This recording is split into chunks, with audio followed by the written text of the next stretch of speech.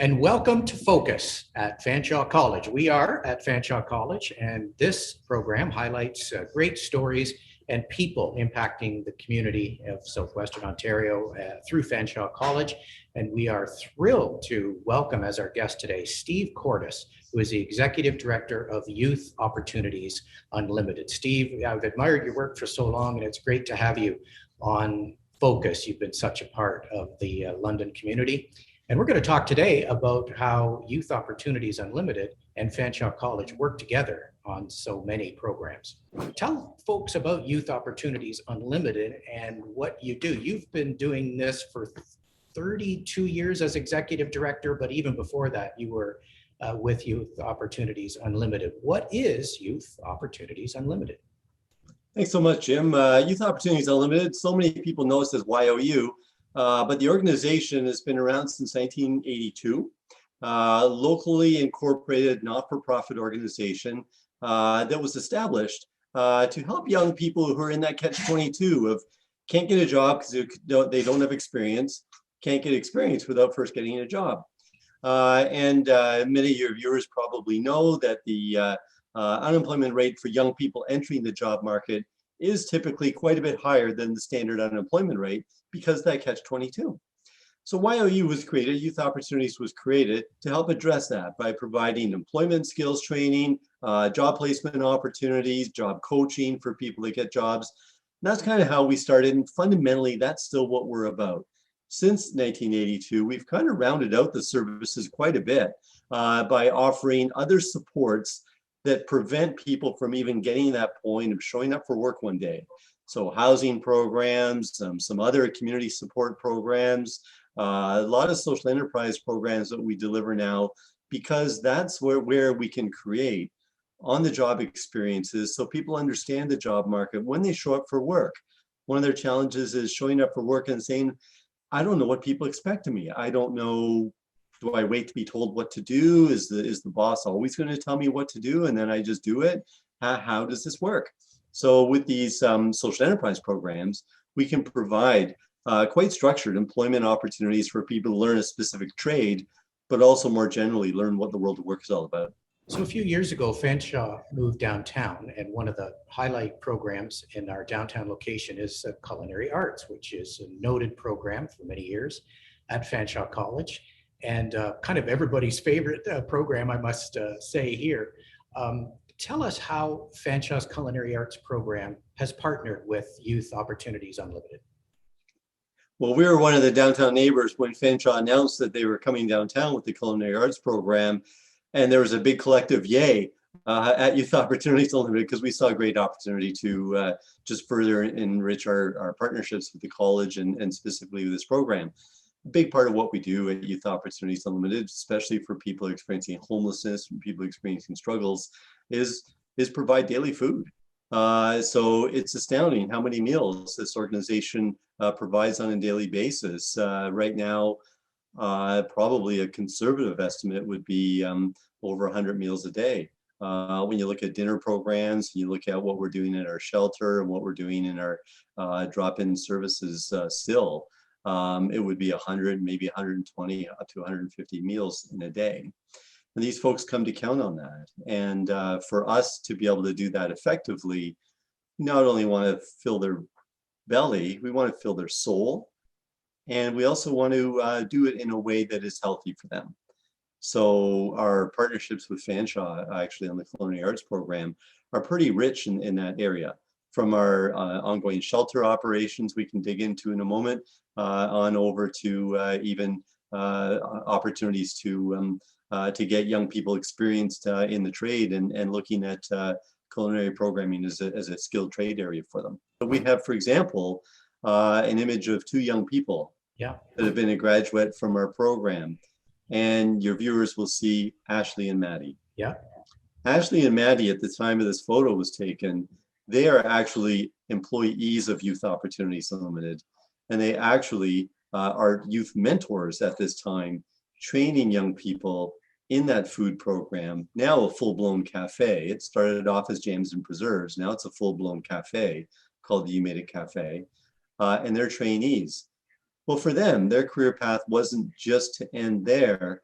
So they actually registered as in the chef apprentice program. So this was their first day of school, coming back from the downtown campus over at Fanshawe College, reporting back to work while they're in their apprenticeship. And that full cycle experience for them has been transformative because they would have experienced some difficult times in their earlier days. Yeah. Their teaching around helping young people get through that is one thing. The confidence that goes with being a Red Seal chef is absolutely astounding and opens up career opportunities for them that are quite, worldwide should they be interested. So that was their first day in school, and I'm happy to say that both of them passed and both of them received the Red Seal through the culinary program at Fanshawe.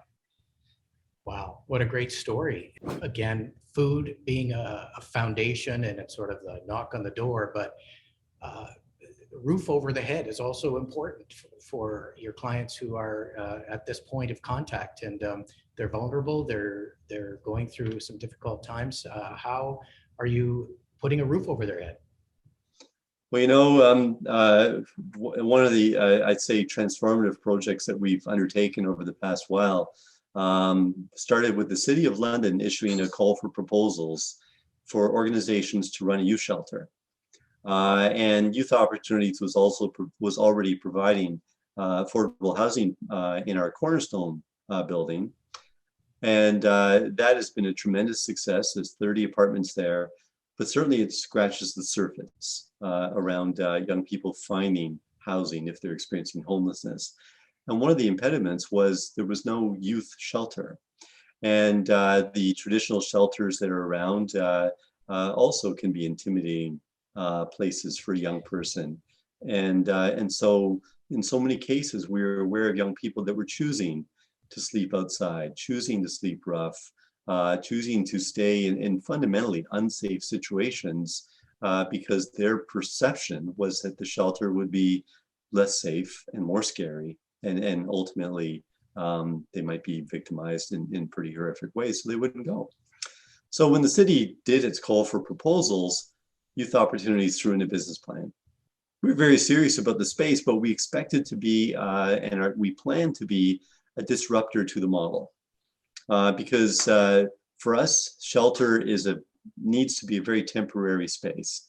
And it's embraced in a way that reminds young people that while you've got a roof over your head, fundamentally, you have a right to a home and you're still experiencing homelessness.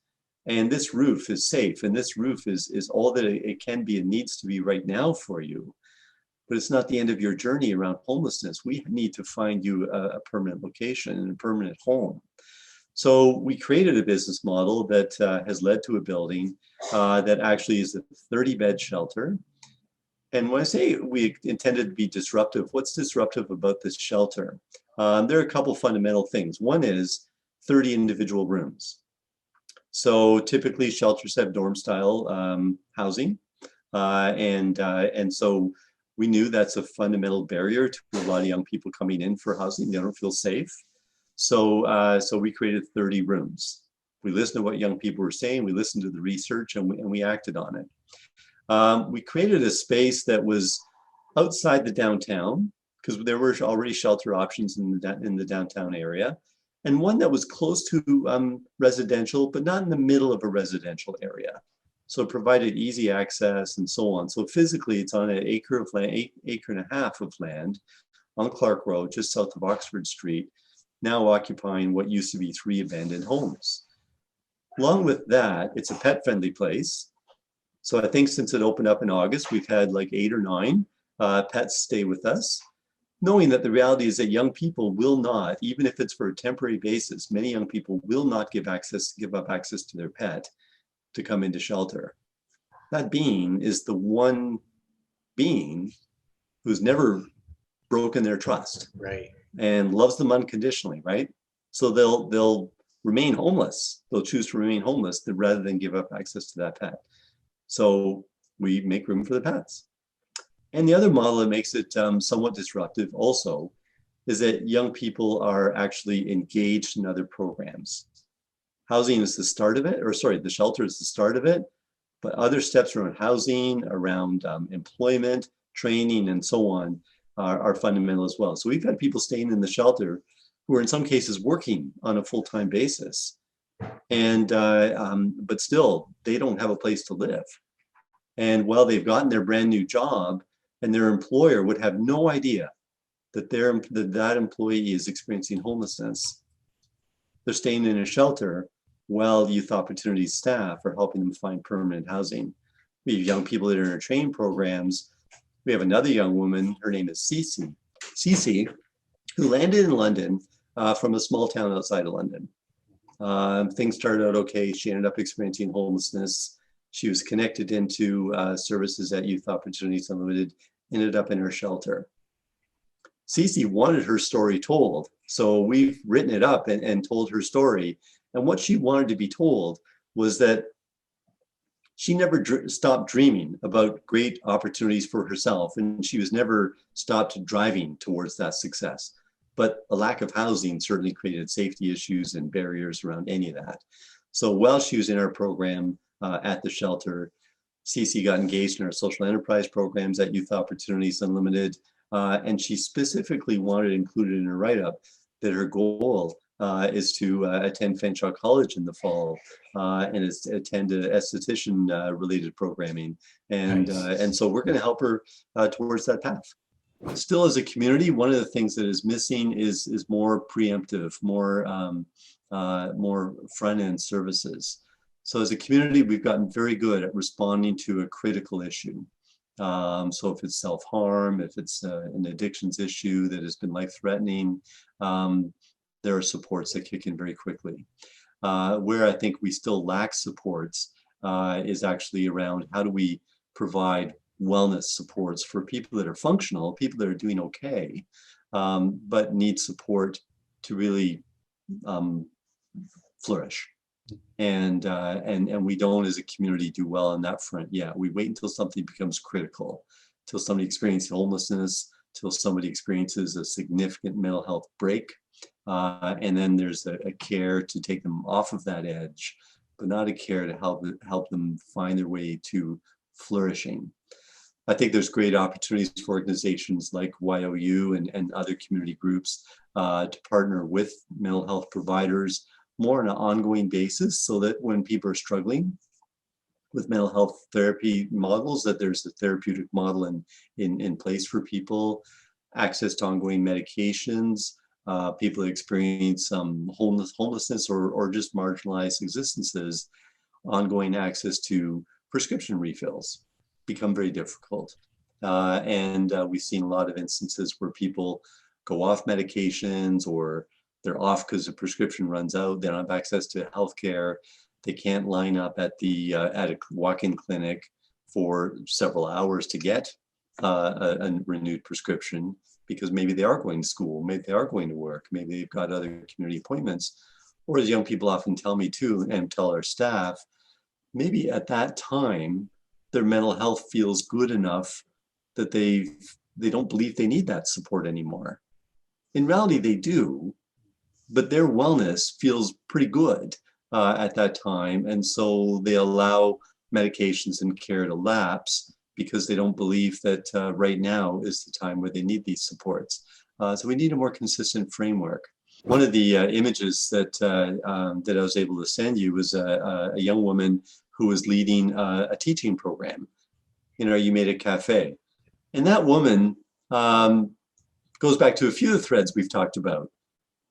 Has a lot great academic ability, had a high school education career lapse. She shared stories around some mental health challenges that she had. And she went from that experience and those marginalizations to, in this image, she's actually teaching a group of Ivy students. Wow. So they're getting a perspective that they've not had in a classroom setting before, as part of a live study at our You Made It Cafe that we normally do once a year or so with Ivy. And so for them, they're hearing from somebody that's experienced some issues that they have probably never known a personal connection to at all. Not that they don't experience mental health issues at all, but it's just that they don't experience the marginalization that this young woman was able to speak to.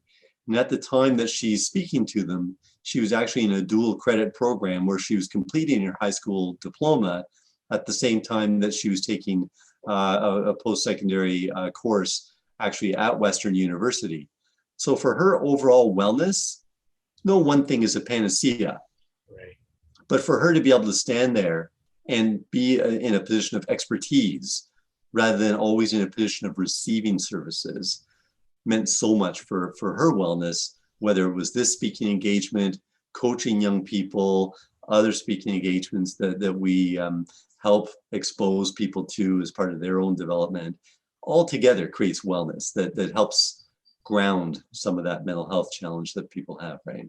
Wow, that picture is so fantastic, and just the story of confidence, going from here to here and being able to stand up in front of some students. That's just incredible. And I suppose that's kind of boiling it down, the confidence to be able to deal with your issues at that street level when you're experiencing homelessness or other issues, and then to use the services that you provide to get to that point.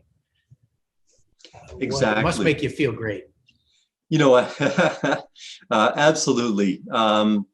When all the years I've been in this career, and I really wanted to focus on building a culture in this organization and see what we could do in a community beyond that, that looked at how do we embrace young folks. And I remember when I started my career, the thinking always was, I'm going to show them what the real world is about, and they're going to know that, you know, things aren't handed to them on a silver platter, and all these cliches that really meant that we were going to systemically create barriers for young people and see how they did. And fundamentally, we've taken the approach that if we can, in a caring way, remove these barriers and find ways for people to flourish, in many, many ways, and in many instances, they just will. So whether they're experiencing homelessness and staying in a shelter, and then they want their story told because they have dreams of going on to post-secondary, like CeCe's story, and there are many just like her, or whether they're in the back of a kitchen during their workday, and then they have an opportunity to express that out in the community. It grounds the community. They're not seeing people that need to know what the real world is about, because as we used to say in our earlier days at YOU, their real world and our real world, if you're experiencing homelessness, it's just, it can be a very, very difficult real world. You continue to amaze, and thank you for everything you do. I'm going to just kind of conclude with a little, for those who want to go in and check out the You Made It Cafe. What is Steve Corda's favorite little, can you give people a few tips and tricks?